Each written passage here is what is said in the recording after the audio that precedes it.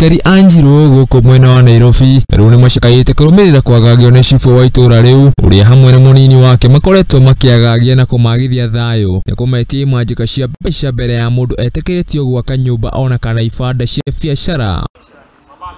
Matongoretio nĩ Paul Kirago ũrĩa nĩ mũikari wa kũu macakaĩte mũno kuona matingĩaka ibanda cia biacara ona kana cioro matarutĩte mbeca rĩu magĩtara hathara nene ĩrĩa mathiĩte kũrũmĩrĩra kwagagio kũu.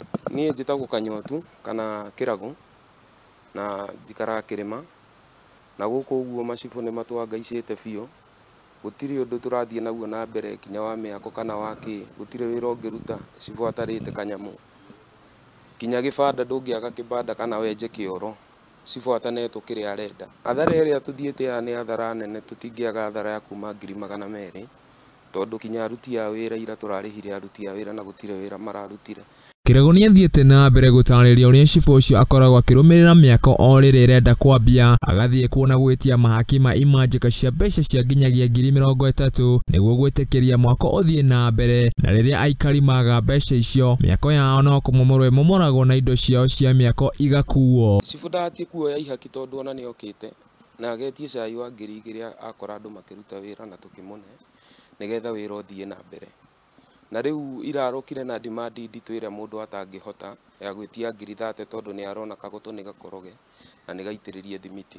Rĩu nĩkĩ arokire na bunjo, arataimire tu gĩthaa kĩrĩa kũrakorogwo tondũ hena mbeca etirie 30,000 na ndareaneo. Rĩu nĩkĩ aroka kũmomora akĩgũithagia mahiga. Gũtirĩ tools twĩnayo, ena iciko 6 na thururu 4 matũku 4 icio akuire agĩkĩra ngari-inĩ. Rĩu aikari mwena ũyũ marenda thirikari gũtigĩrĩra macibũ nĩ marakorwo makĩruta wĩra ũrĩa wĩ wao na gũtiga kwagagia Mũkenya wa kawaida, mũno rĩrĩ mũnini wa mũtongoria wa bũrũri Rigathi wa Gachagua athiĩte na mbere gũtindĩka macibũ kũruta wĩra ta kũhũrana na Joy Sheifango ĩrĩa rĩu Paul augĩte no nyingĩ itũra-inĩ rĩu rĩa Njiru. Naomba tu serikali yote mahali penye iko itupiganie, itume tu machifu kwa kazi yenye iliwapea. Si tunajua chifu alipewa kazi na Gachagua anashindanga akirudia kila siku. Kazi ya chief ni kuandikisha wazee wenye wamefikisha miaka 70 na kupigana na pombe.